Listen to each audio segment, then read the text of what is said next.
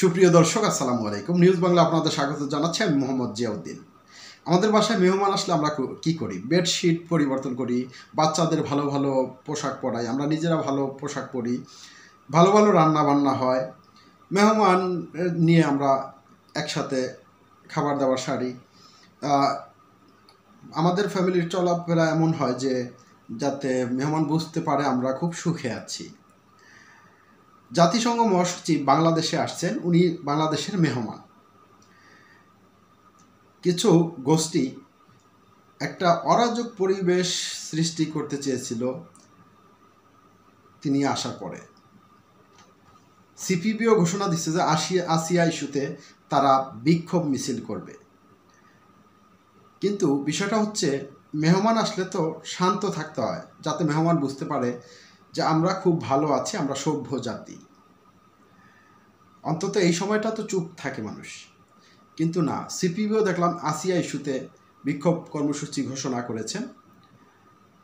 তো পিনাকি ভট্টাচার্য, যাকে অনেকেই গুরু বলেন, ডক্টর মোহাম্মদ ইউনূস, তাকে অনেকে গুরু বলেন।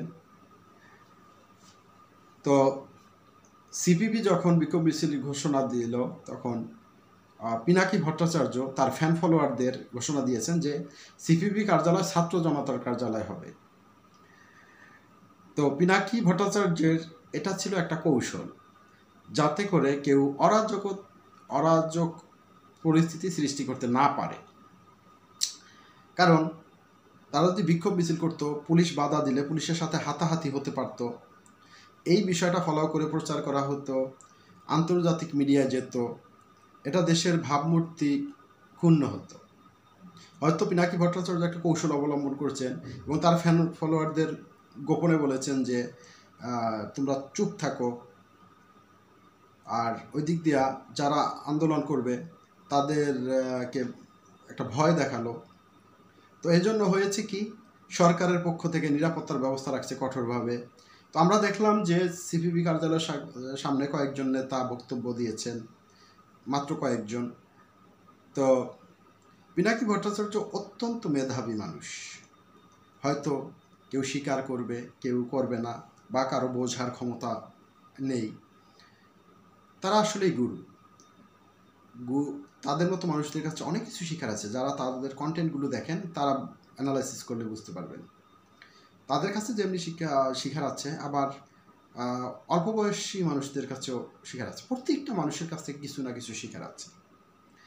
ডক্টর মোহাম্মদ ইউনূসও একজন গুরু।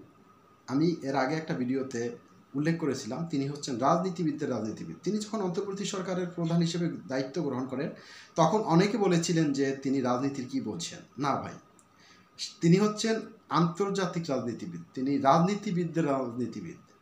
দার্শনিক, যেমন সক্রেটিস দার্শনিকদের দার্শনিক, তেমনি ডক্টর মোহাম্মদ ইউনূস হচ্ছেন রাজনীতিবিদদের রাজনীতিবিদ। দর্শক, ভালো থাকবেন। আল্লাহ হাফেজ।